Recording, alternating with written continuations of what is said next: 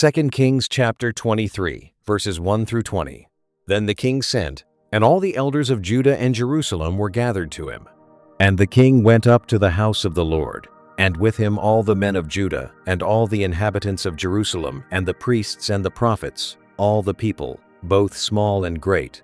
And he read in their hearing all the words of the book of the covenant that had been found in the house of the Lord. And the king stood by the pillar and made a covenant before the Lord, to walk after the Lord and to keep his commandments and his testimonies and his statutes with all his heart and all his soul, to perform the words of this covenant that were written in this book. And all the people joined in the covenant. And the king commanded Hilkiah the high priest and the priests of the second order and the keepers of the threshold to bring out of the temple of the Lord all the vessels made for Baal, for Asherah, and for all the host of heaven. He burned them outside Jerusalem in the fields of the Kidron and carried their ashes to Bethel. And he deposed the priests whom the kings of Judah had ordained to make offerings in the high places at the cities of Judah and around Jerusalem, those also who burned incense to Baal, to the sun and the moon and the constellations and all the host of the heavens. And he brought out the Asherah from the house of the Lord outside Jerusalem to the brook Kidron, and burned it at the brook Kidron, and beat it to dust, and cast the dust of it upon the graves of the common people. And he broke down the houses of the male cult prostitutes who were in the house of the Lord, where the women wove hangings for the Asherah. And he brought all the priests out of the cities of Judah, and defiled the high places where the priests had made offerings, from Geba to Beersheba.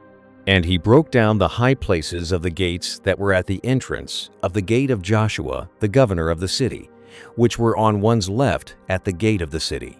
However, the priests of the high places did not come up to the altar of the Lord in Jerusalem, but they ate unleavened bread among their brothers.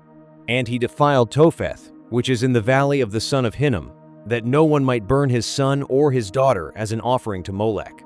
And he removed the horses that the kings of Judah had dedicated to the sun, at the entrance to the house of the Lord, by the chamber of Nathan-Melech the chamberlain, which was in the precincts. And he burned the chariots of the sun with fire.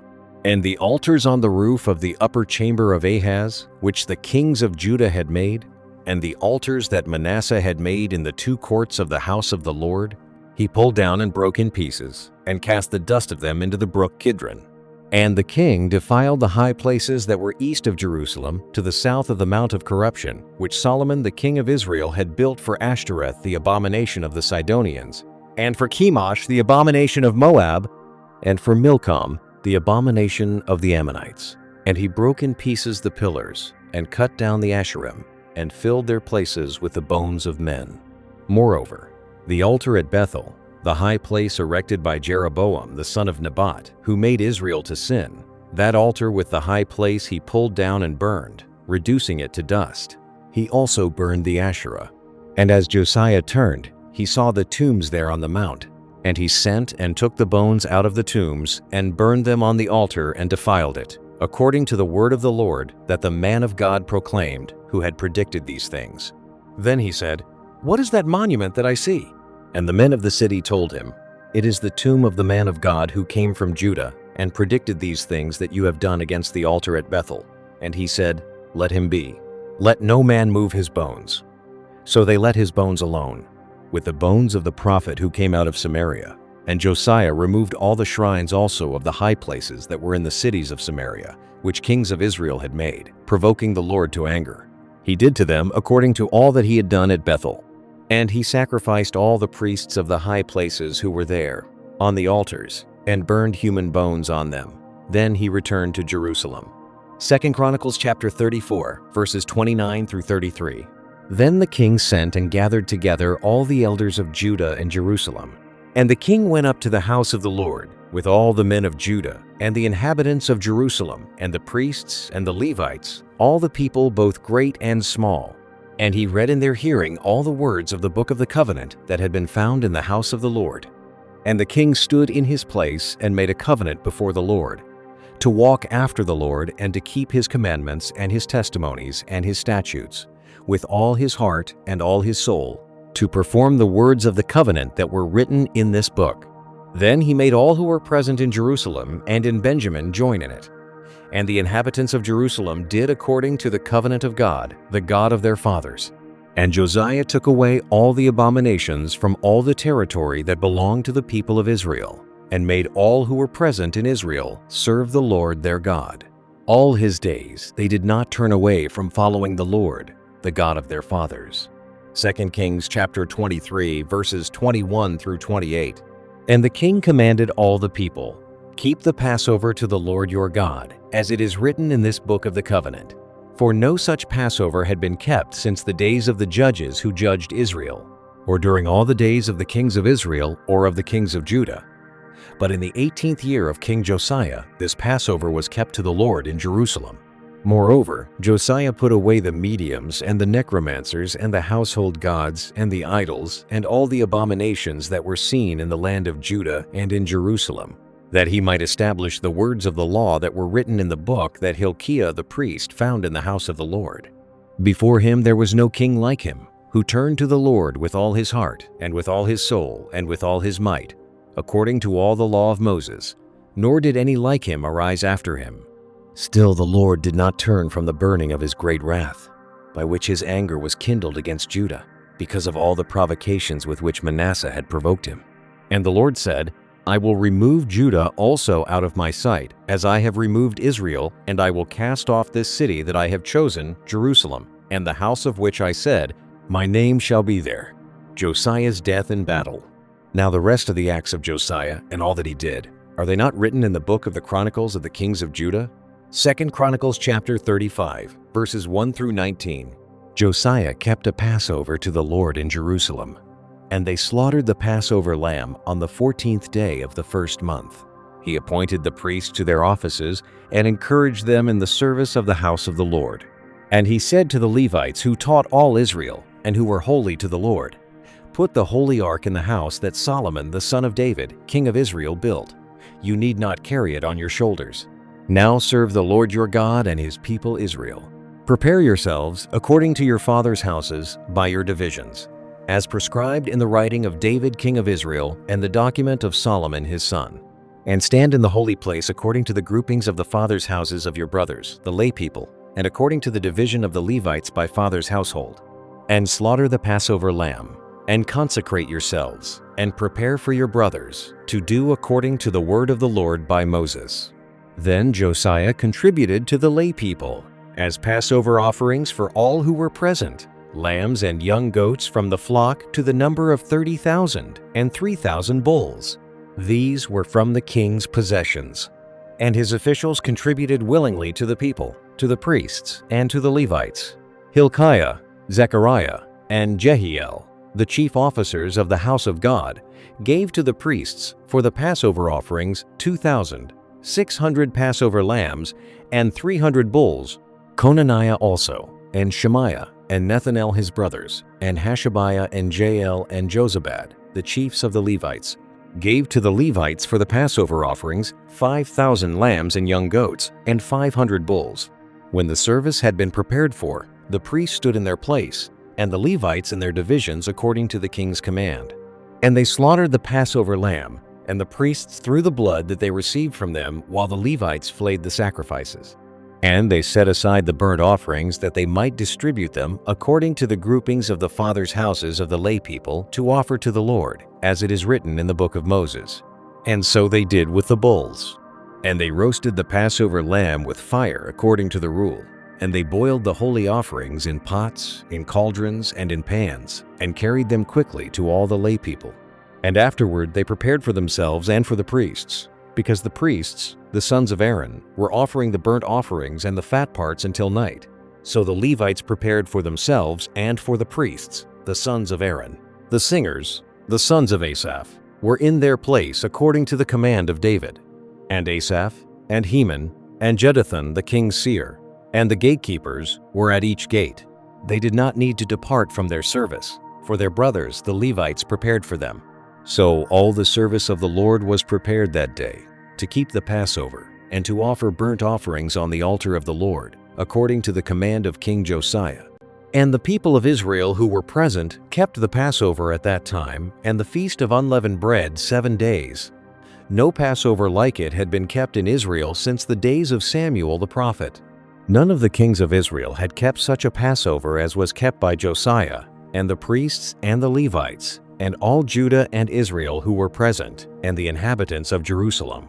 In the 18th year of the reign of Josiah, this Passover was kept. Nahum chapter 1.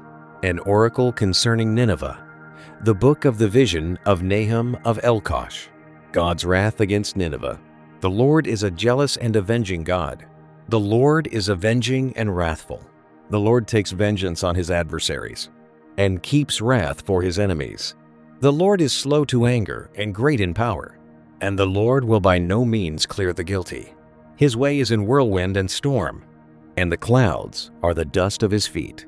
He rebukes the sea and makes it dry. He dries up all the rivers. Bashan and Carmel wither. The bloom of Lebanon withers. The mountains quake before him. The hills melt. The earth heaves before him. The world and all who dwell in it. Who can stand before his indignation? Who can endure the heat of his anger? His wrath is poured out like fire, and the rocks are broken into pieces by him. The Lord is good, a stronghold in the day of trouble. He knows those who take refuge in him.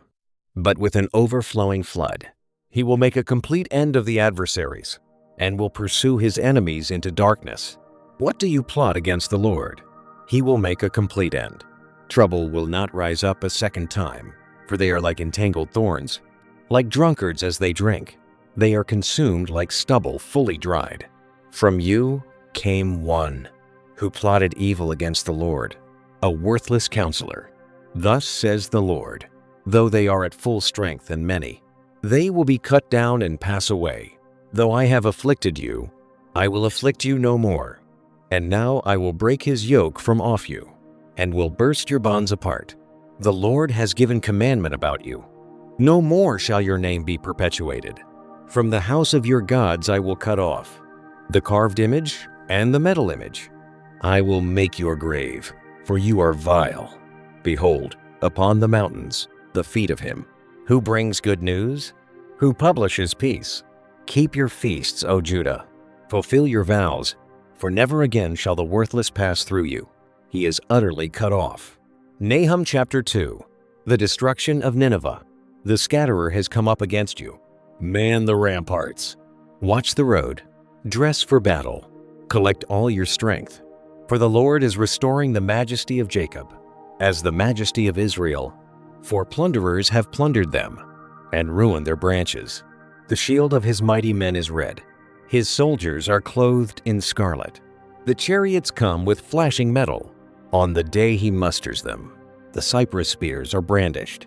The chariots race madly through the streets. They rush to and fro through the squares. They gleam like torches. They dart like lightning. He remembers his officers. They stumble as they go. They hasten to the wall. The siege tower is set up. The river gates are opened. The palace melts away. Its mistress is stripped. She is carried off, her slave girls lamenting, moaning like doves, and beating their breasts. Nineveh is like a pool, whose waters run away.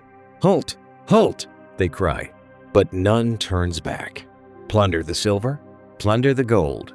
There is no end of the treasure, or of the wealth of all precious things. Desolate, desolation and ruin. Hearts melt and knees tremble. Anguish is in all loins. All faces grow pale. Where is the lion's den? The feeding place of the young lions, where the lion and lioness went, where his cubs were, with none to disturb. The lion tore enough for his cubs, and strangled prey for his lionesses. He filled his caves with prey, and his dens with torn flesh. Behold, I am against you, declares the Lord of hosts, and I will burn your chariots in smoke, and the sword shall devour your young lions. I will cut off your prey from the earth, and the voice of your messengers shall no longer be heard. Nahum chapter 3. Woe to Nineveh! Woe to the bloody city!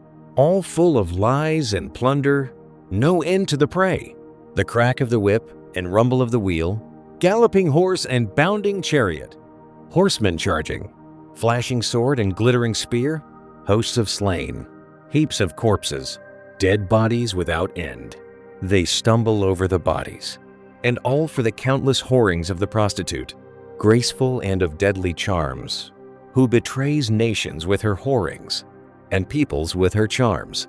Behold, I am against you, declares the Lord of hosts, and will lift up your skirts over your face, and I will make nations look at your nakedness, and kingdoms at your shame. I will throw filth at you, and treat you with contempt, and make you a spectacle. And all who look at you will shrink from you and say, Wasted is Nineveh. Who will grieve for her? Where shall I seek comforters for you? Are you better than Thebes, that sat by the Nile, with water around her, her rampart a sea, and water her wall? Cush was her strength, Egypt too, and that without limit. Put, and the Libyans were her helpers. Yet she became an exile.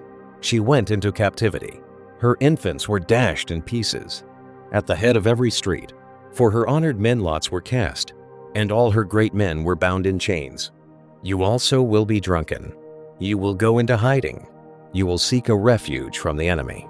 All your fortresses are like fig trees, with first-ripe figs. If shaken, they fall into the mouth of the eater.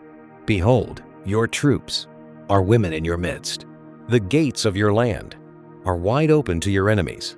Fire has devoured your bars. Draw water for the siege. Strengthen your forts. Go into the clay. Tread the mortar. Take hold of the brick mold. There will the fire devour you. The sword will cut you off. It will devour you like the locust. Multiply yourselves like the locust. Multiply like the grasshopper. You increased your merchants more than the stars of the heavens. The locust spreads its wings and flies away. Your princes are like grasshoppers. Your scribes like clouds of locusts, settling on the fences in a day of cold. When the sun rises, they fly away. No one knows where they are. Your shepherds are asleep, O king of Assyria. Your nobles slumber. Your people are scattered on the mountains, with none to gather them. There is no easing your hurt. Your wound is grievous. All who hear the news about you clap their hands over you. For upon whom has not come your unceasing evil?